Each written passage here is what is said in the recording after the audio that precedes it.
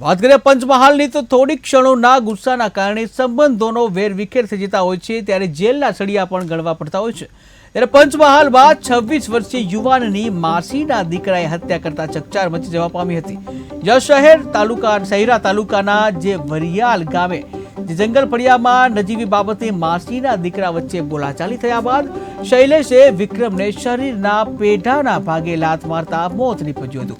ત્યારે પોલીસે આ મામલે માતા પુત્ર સામે 302 સહિતની વિવિધ કલમો હેઠળ ગુનો નોંધી ધરપકડ કરી હતી। સુલતાનપુરમાં મારા ગોંડલિયા પરિચિત પરિવારનો એક ધાર્મિક કાર્યક્રમ છે। આપણા ખોડલ ધામના પ્રણેતા માન્ય નરેશભાઈ પટેલ એમાં ખાસ આમંત્રિત છે। હવે સાથે જઈએ તો સારું, પોતાનો આગ્રહ હતો। એ સ્વાભાવિક આ રસ્તે જતા હોઈએ માતાજીના દર્શન ન થાય બરાબર નહીં, એટલે ખોડલના દર્શન માટે